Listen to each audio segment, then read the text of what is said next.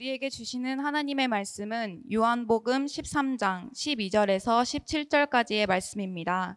신약 성경 170면에 있습니다.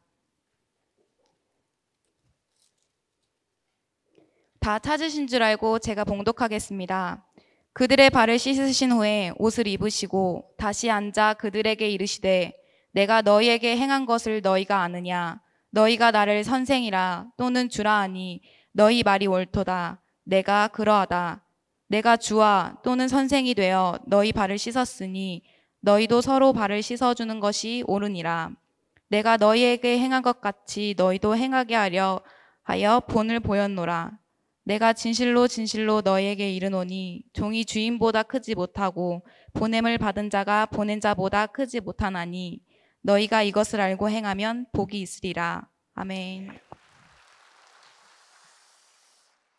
올 초 6일간의 황금 휴가와 아이들 학교 개강에 맞추어서 이상만 없다면 코로나를 이길 수 있겠다라고 하는 생각을 했습니다만은 이태원에서 시작된 사태로 인해서 다시 긴장을 해야 하는 상황이 찾아왔습니다. 저는 지난 주일 설교 시간을 통해서 무너지는 것은 아주 잠깐이지만 회복은 그렇게 쉬운 일이 아니다라고 하는 말씀을 드린 적이 있습니다. 제자리를 찾는다라고 하는 얘기는 많은 시간이 걸릴 뿐만 아니라 엄청난 노력도 필요하기 때문인 것이죠. 자, 지난 말씀을 한번 생각해 볼까요? 예수님의 가르침이 무엇이었습니까? 기초와 기본을 탄탄하게 한 뒤에 순차적으로 한 걸음 한 걸음씩 확실하게 쌓아 올려야 한다라고 하는 것이었습니다. 바로 그것이 회복의 비결이고 다시 든든하게 설 수 있는 힘이기 때문에 그렇습니다. 만약에 코로나19가 완전히 끝날 때까지 주기적인 방역과 생활 속 거리 두기를 잘 실천했다고 하면 이런 위기가 다시 찾아오지 않았을 것입니다. 자, 왜 이렇게 인간은 똑같은 실수를 반복하는 것일까요? 그것은 인간을 가장 나약하게 만드는 교만 때문일 것입니다. 우리가 알고 있는 대로 행하고 배운 대로 실천하게 되어지면 아무런 문제도 발생하지 않습니다. 그런데 우리 인간이 갖고 있는 이 교만이 배운 대로 학습한 대로 실천하지 못하게 만들고 결국은 내 뜻과 내 생각대로 행하게 만들어서 또다시 이런 위기 속에 빠지게 되어진 것이죠. 몇 주간 제가 계속해서 강조한 것이 있습니다. 바로 말씀 보고 기도하고 실천하고, 말씀 보고 기도하고 실천하고, 말씀 보고 기도하고 실천하고, 이걸 계속해서 강조를 했습니다. 그런데요, 이 말씀 보고 기도하고 실천한 이 가르침을 누가 가르쳐 주신 것입니까? 바로 예수님이 우리에게 가르쳐 주신 것입니다. 예수님께서는요, 이 땅에 사시는 동안 평생을 이런 모습으로 사셨습니다. 늘 기도하셨죠. 말씀보다 앞서가지 않으셨고요, 기도하신 대로 말씀하신 대로 실천 속에 옮기셨던 분이었습니다. 자, 그렇다면 예수님을 믿는다라고, 예수님을 사랑한다고, 예수님을 나의 구주로 고백하는 오늘을 사는 우리의 모습도 동일해야 하지 않겠습니까? 자, 따라해 보겠습니다. 말씀 보고 기도하고 실천하고, 말씀 보고 기도하고 실천하고, 말씀 보고 기도하고 실천하고입니다. 여러분, 우리가 살아가면서 실수하고 무너지는 경험들을 많이 했잖아요. 실수하고 무너지는 경험들은요, 엄청난 힘에 의해서 찾아오는 것이 아니었습니다. 그저 운이 나쁘다 보니까 그렇게 되어진 것도 아니고요, 다만 기초가 부실해서였습니다. 기초가 부실해서였습니다. 마태복음 7장 23절 이하를 보세요.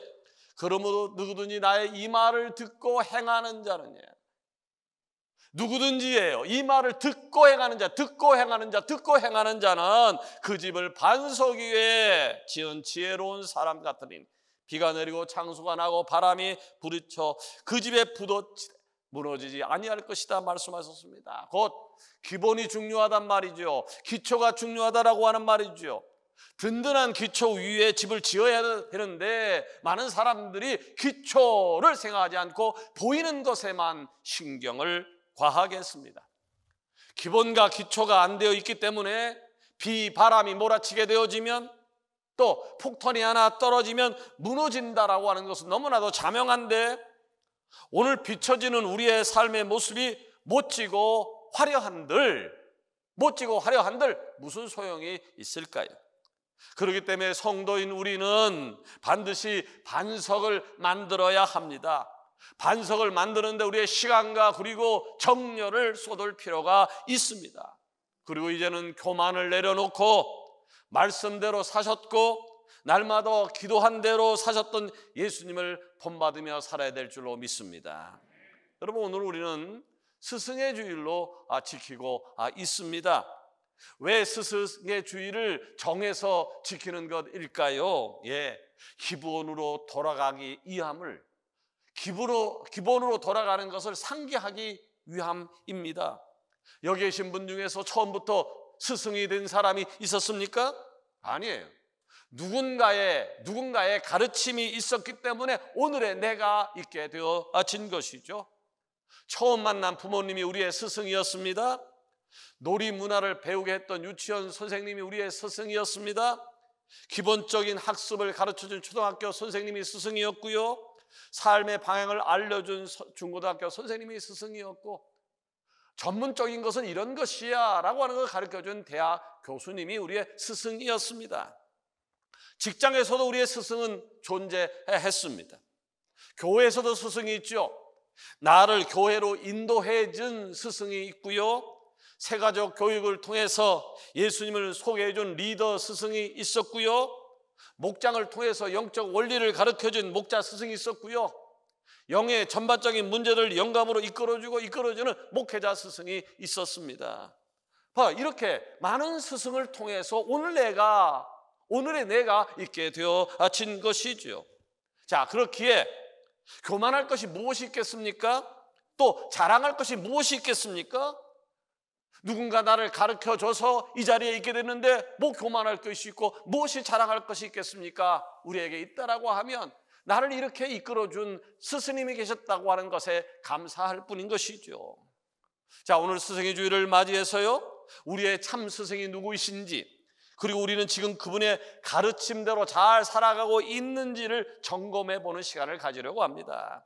바라기는 교만한 마음을 내려놓으시고 우리의 참 스승님께 감사함으로 제자의 삶을 실천해 나가는 귀한 서광의 지체가 다 되어지기를 원합니다. 자, 우리의 참 스승이 누굽니까? 우리의 참 스승은 오직 예수 그리스도이십니다.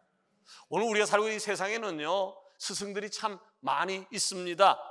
유명한 가학자도 있고요, 유명한 운동을 잘하는 사람들이 있고요. 근데 그렇게 훌륭한 사람들 주변에는요, 사람들이 구름대처럼 모여들고 있습니다. 왜요? 그들에게는요, 그 분야에 있어서 정답이 있기 때문입니다. 이 수강생들은요, 스승의 습관까지 하나도 놓치지 않고 닮으려고 애를 씁니다. 가령 요리로 성공하고 싶다라고 하면 최고 요리사에게 배우는 것을 원할 것입니다. 또 내가 연구하고 싶은 학문을 공부하려고 할 때는 역시 그 분야의 최고의 학자에게 배우려고 할 것입니다. 사업도 그렇습니다. 아무것도 없는 상태에서 성공한다라고 하는 것은 하늘의 별따기입니다.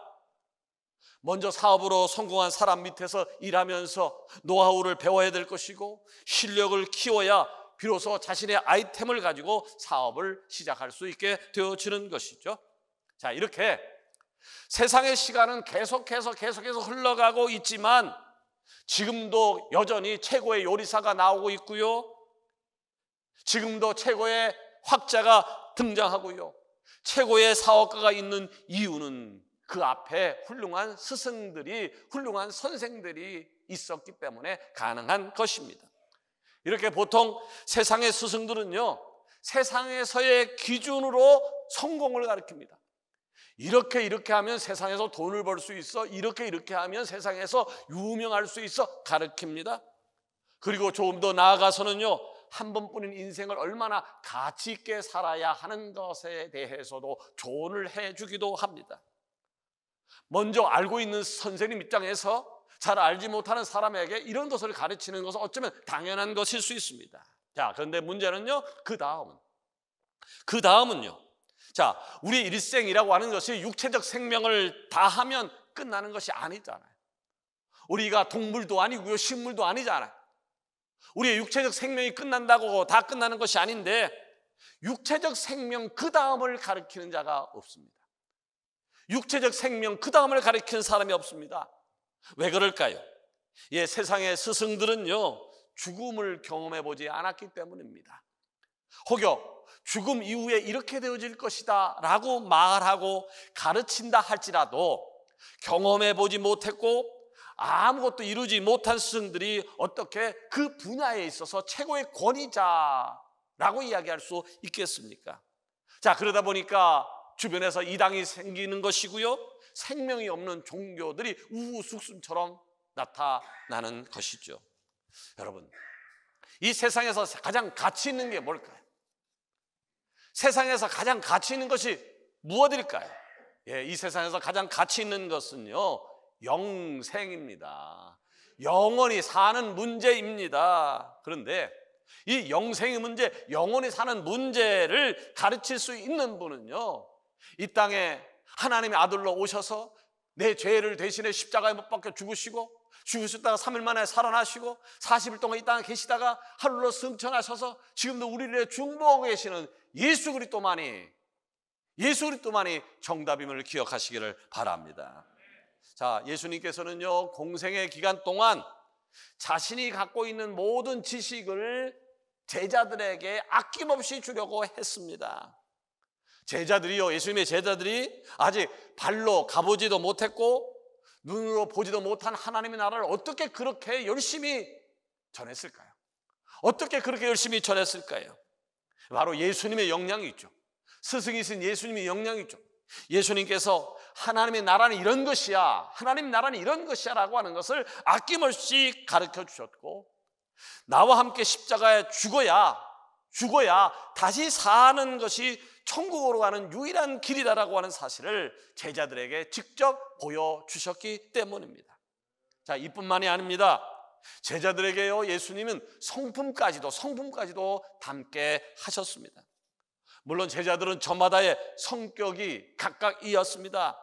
불같은 성격 가진 베드로도 있었고요, 충동적이던 야고보도, 의심이 많았던 빌립도, 너무나 현실적이었던 도마도, 세리 출신으로 항상 당당하지 못했던 마태도, 이렇게 부족하고 그리고 모나고 서로 제각각이었던 제자들을 오직 복음 때문에 죽고 복음 때문에 살고 예수 그리스도의 사랑을 품은 성품으로 만들어 주신 거죠. 연단시켜 주었던 것이죠.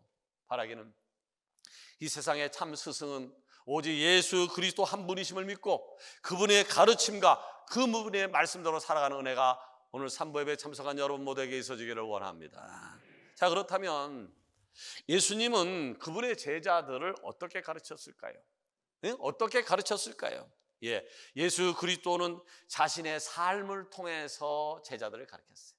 삶을 통해서 제자들을 가르쳤어요. 자, 초대교회 공동체 안에는요, 가난하고 어려운 사람들이 많았어요.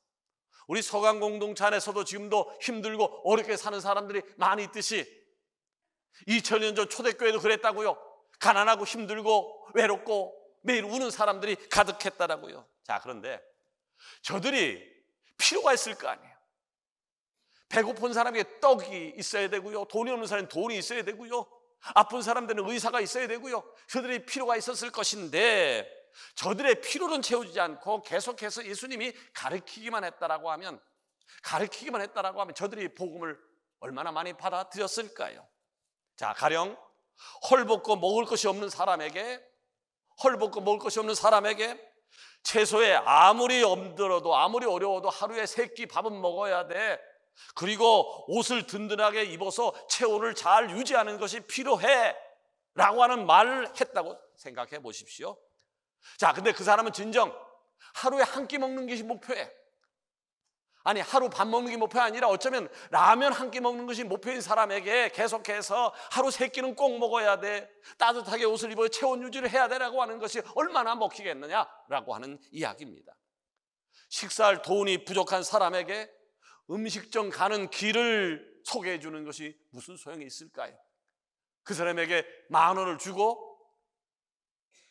나가서 설렁탕 한 그릇을 사 먹으라고 이야기하고 말동무가 필요한 그 사람 앞에 앉아서 이야기해 주는 사람이 필요한 것이지요. 자, 예수님은요, 이 땅에 계실 때 가난한 사람들, 약한 사람들, 과부들, 고아들, 울고 있는 사람들, 슬퍼하는 사람들과 늘 함께해 주셨습니다. 저들의 필요를 정확하게 아셨고요, 저들의 필요를 채워 주셨습니다. 자, 초대교회가 핍박 속에서도 엄청난 폭발적인 성장을 이루었음을 우리는 압니다. 자, 그 당시 초대교회는요, 예배 드리는 거 쉽지 않았어요. 찬양하는 거, 기도하는 거, 전도하는 거 거의 불가능한 상태가 되었어요. 그럼에도 불구하고 초대교회가 엄청난 성장을 이뤘단 말이죠. 이유가 뭘까요? 예, 말씀을 받던 예수님의 제자들이 예수님의 말씀을 삶으로 실천했기 때문에 가능한 것이었습니다. 사도행전 2장 45절 이하에 보니까요, 재산의 소유를 팔아. 난 여기 아멘 하는 사람이 나올 줄 알았어요. 초대교회 성도들은 삶으로 예수님을 따라갔다고요. 재산과 소유를 팔아. 그래도 없네요. 자, 재산과 소유를 팔아 각 사람의 필요를 따라 나눠줬대요.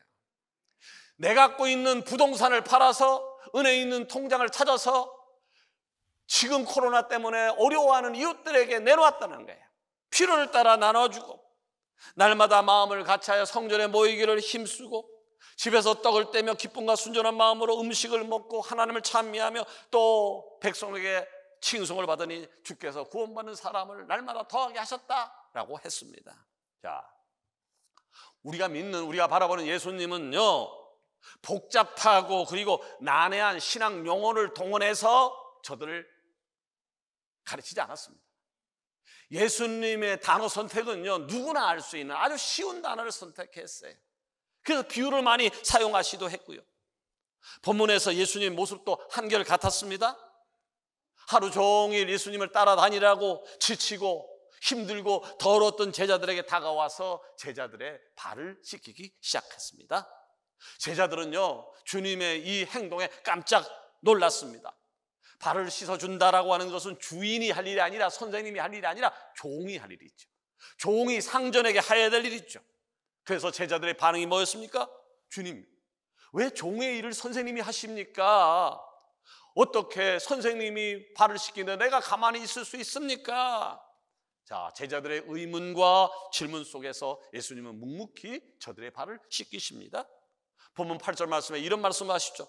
내가 너를 씻어주지 아니하면 내가 나와 상관이 없느니라. 자, 그러면서 내가 너희들의 발을 이렇게 씻겨준 것처럼 너희도 다른 사람들의 발을 씻어주며 살면 되지, 너희도 다른 사람을 섬기면 되지 라고 말씀을 해 주신 것입니다. 자, 예수님은요, 제자들의 발을 씻겨 주실 때도, 제자들과 만찬을 하실 때도, 엉뚱한 생각을 하고 있는 제자들의 마음을 아셨을 때도, 로마 군병들이 예수님을 찾아왔을 때도, 십자가에 못 박히실 때도, 두려움에 뿔뿔이 흩어져 도망간 제자들의 모습을 보면서도 그럼에도 불구하고 저들을 포기하지 않으셨고 저들을 끝까지 사랑하셨습니다. 그리고 그들을 온전한 길로 인도하기 위해서 묵묵하게 삶으로 자신이 가야 하고 제자들이 가야 할 길을 분명하게 제시해 주신 것입니다. 자, 그렇다면 이 예수님의 가르침을 받은 우리는 신앙생활 10년, 20년, 30년 하고 성경을 한 번, 두 번, 10번 읽고 찬송하고 기도하면서 예수님이 누구시냐, 예수님의 삶이 어떤 모습인지 알았던 우리들은 어떤 모습을 살아야 될 것인가 라고 하는 것이죠. 예, 우리도 역시 좋은 스승이 되어 예수님의 가르침을 계승해야 합니다. 자, 우리는 예전에 자녀였습니다. 우리도 예전에 자녀였고 학생이었고 회사에서는 신입사원이었고 신혼부부였고 사회초년생이었고 초보 운전자였고 교회에 처음 나와서 학습을 받았고 그리고 세례를 받았었습니다. 근데 지금 우리가 아직도 처음에 머물러 있습니까? 우리가 아직 처음에 머물러 있습니까? 아니잖아요. 시간이 지나더니 내가 어느새 부모가 되었고 직장인이 되어서 대리가 과장이 부장이 되었습니다. 어엿한 중년 부부가 되어서 가정을 이끌고 가고 있고 사회에 있어서는 중요한 일원이 되었습니다. 운전은 어떻나요? 이제 카레이서 수준이 되었습니다. 교회에서는 권찰이 되었고 집사가 되었고 안수집사가 되었고 권사가 되었습니다. 자, 어느새 우리도 내가 서 있는 분야에서 베테랑이 되어 있다라고 하는 말이죠. 이제는 내가 내 경험을 누군가를 가르쳐주고 이끌어줄 수 있는 위치에 있게 되었다라고 하는 말입니다. 여러분, 스승과 제자의 관계가 뭔가요? 스승과 제자의 관계가 무엇인가요?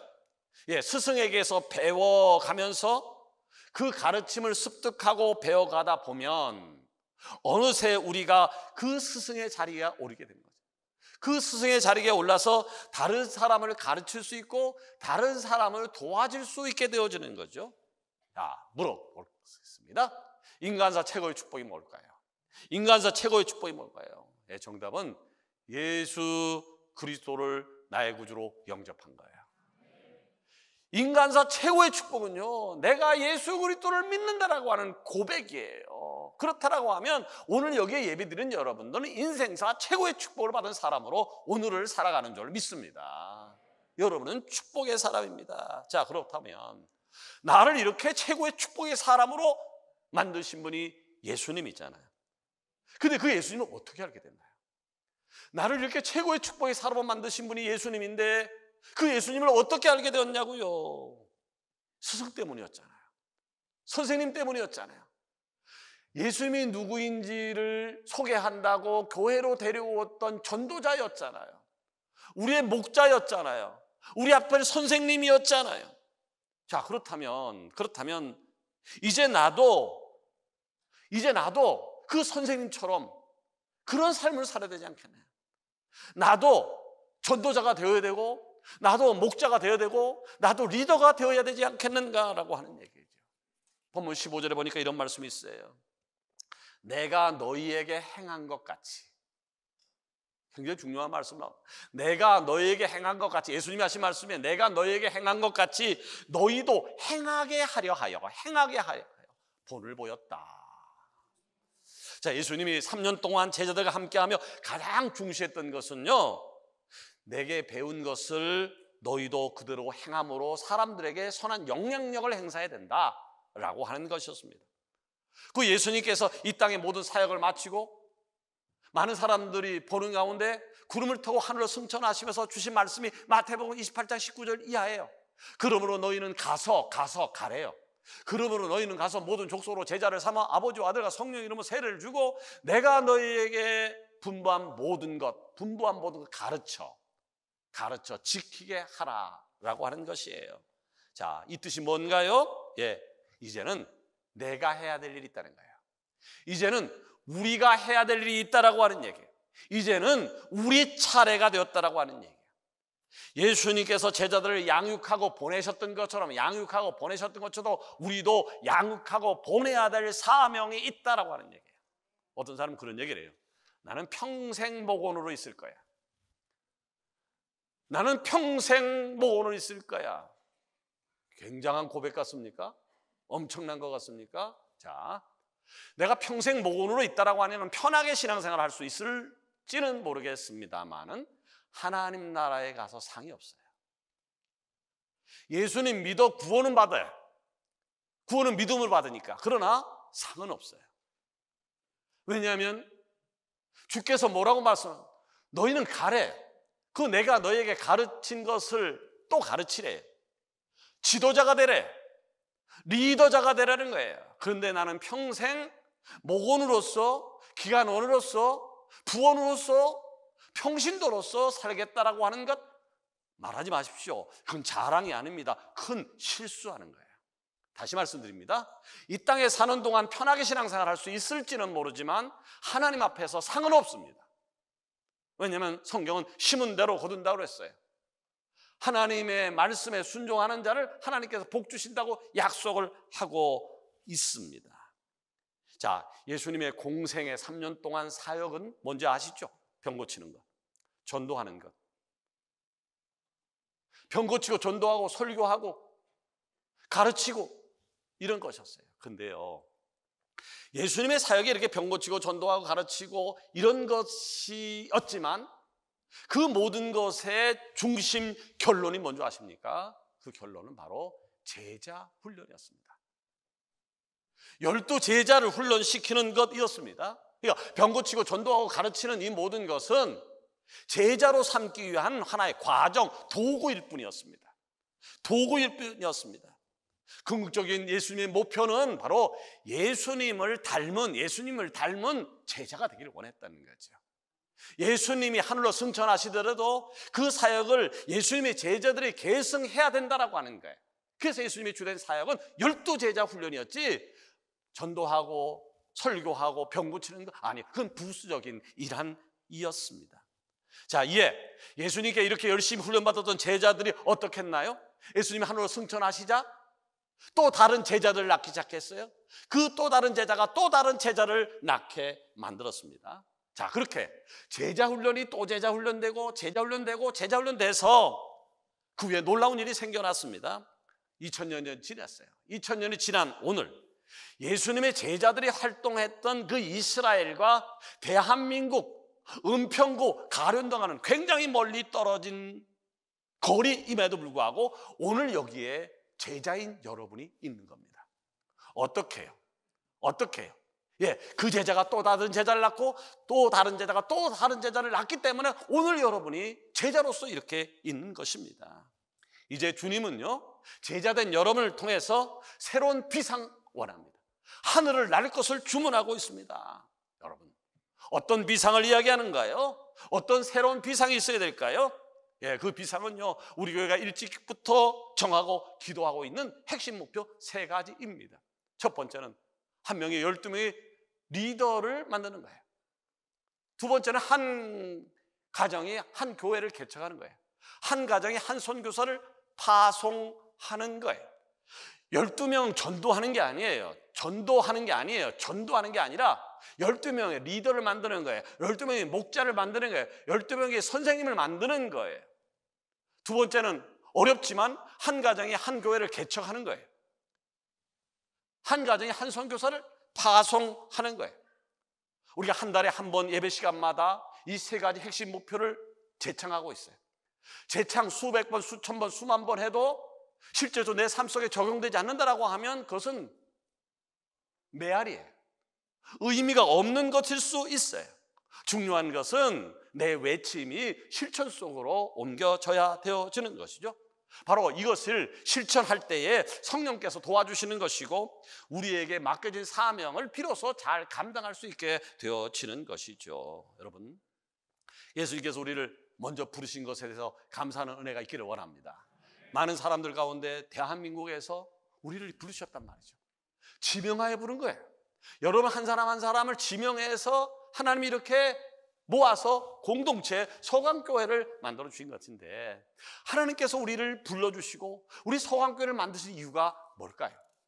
나 혼자 예수 잘 믿어서, 나 혼자 제자 되어서 하나님께 영광 나타내기 위해서 우리를 불렀나요?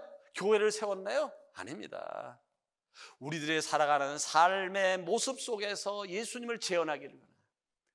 삶 속에서 예수님을 재현해서 그분이 명령한 사명에 순종하며 또 다른 제자를 만들어가기 위해서 우리를 부르셨고 오늘 박석곡의 정상에 서강교회를 세워주신 이유이기도 합니다. 이 말씀을 맺으려고 합니다. 자, 스승의주일을 맞이해서 지금까지 나를 이끌어줬던 선생님들을 한번 떠올려 봤으면 좋겠습니다. 부모님도 스승이죠. 학창시절에 은사도 선생님 있죠. 삶의 현장에서 좋은 선배 스승입니다. 나로 신앙생활을 잘할 수 있도록 전도의 전도자 스승이에요. 잘 가르쳐준 목자 스승이에요. 목회자 스승이에요. 그들이 있었기 때문에 오늘 내가 있는 거죠. 그렇다라고 하면 그분들에게 감사합니다, 고맙습니다 표현하는 것이 옳지 않겠습니까? 옳지 않겠습니까? 옳지 않겠습니까? 자, 근데 문제는 사람에게 한계가 있다는 거예요. 내가 존경하고 사랑하고 따르는 그 사람이 넘어질 수 있어요. 실수할 수 있어요. 아니, 그럴 수가 있어? 화가 날 때가 있어요. 그러나 여러분, 그 사람이 목표가 돼서는 안 돼. 그 사람이 가르친 것은 진리예요. 내가 존경하고 사랑하는 선생님이 무너졌다고 내가 그것 때문에 실족하고, 아, 그럴 수가 있어? 나 교회 안 나갈래? 그건 엉터리예요. 그거 잘못된 거예요. 그 사람이 가르친 건 진리예요. 그 진리 뒤에 역사하시는 그리스도를 볼 줄 알아야 돼요. 나는 사랑하는 여러분이 그런 은혜가 있기를 원합니다. 가끔가다, 아, 나 교회 안 다녀. 왜? 아우, 장로님이 깜짝 놀랐어. 권사님이, 이야, 그럴 수가 있어? 내가 믿었던 집사가 그럴 수 있어? 아니, 그분이 말할 땐 거짓이 없었어요. 그분이 말할 땐 진리였어요. 그걸 받아들이세요. 그건 받아들이세요. 그리고 그 위에 역사하시는 주님을 바라보세요. 여러분, 주님을 바라보십시다. 그리고 주님을 바라보고 달려가십시다. 그렇게 되어지면 코로나를 이길 것입니다. 경제적인 아픔도, 육체적인 고통도, 정치적인 아픔도, 오늘의 그 어떤 것도 이기게 될 것입니다. 우리의 스승 되신 예수 그리스도를 찬양하면서 오늘 이 어렵지만 주께서 우리에게 제시한 목표를 향해서 열심을 향해 달려나가시고, 또 뿐만 아니라 여러분들이 좋은 스승이 되기 위해서 최선을 다하는 축복이 있어지기를 예수 그리스도 이름으로 축원합니다. 기도하십시다.